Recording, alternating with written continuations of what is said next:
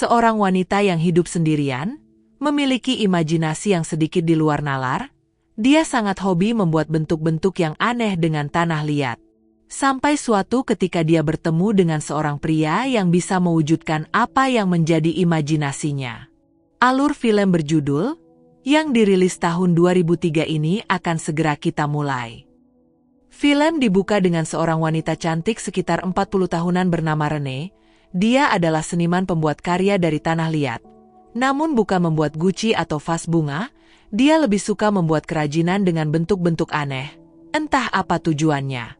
Rene tinggal sendirian di rumah yang terletak di tengah hutan. Malam itu di luar hujan deras. Ketika Rene sedang sibuk membuat kerajinan, tiba-tiba ada orang yang datang. Seorang pemuda yang mengalami masalah pada mobilnya. Pemuda itu bernama Markus. Dia mengatakan ingin meminjam telepon untuk mencari bantuan. Awalnya Rene ragu pada pemuda itu, namun setelah dijelaskan, pada akhirnya dia mengizinkannya masuk dan memakai telepon di rumahnya. Rene yang melihat Markus kehujanan, merasa kasihan dan meminjamkan baju kering untuk dia kenakan. Ketika Markus sedang mengganti bajunya, Rene memperhatikannya dan berpikir jika Markus cukup tampan. Setelah itu, Rene mengajak Markus untuk melihat karya seninya. Melihat semua karya Rene, Markus merasa ini aneh. Namun dia maklum karena seni adalah ekspresi dari imajinasi orang yang membuatnya. Itu juga berlaku kepada Rene. Dan semua karyanya dia buat mirip dengan harta berharga para pria. Tahulah apa maksudnya. Beberapa saat kemudian, karena sudah membantu Markus, Rene meminta imbalan darinya.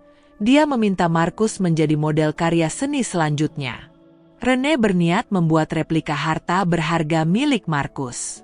Setelah Markus setuju, Rene mulai membuat cetakan harta berharga milik Markus. Sambil menunggu cetakan kering, Rene membacakan buku agar Markus tetap mempertahankan posisi harta berharganya. Dan sesaat kemudian, pada akhirnya karya seni terbaru milik Rene berhasil dibuat. Rene pun kagum dengan harta berharga milik Markus, yang ternyata di luar perkiraan. Setelah itu, Rene meminta Markus untuk beres-beres dan beristirahat. Namun Rene kemudian menemui Markus dan mengajaknya untuk pusrang sampai Glory.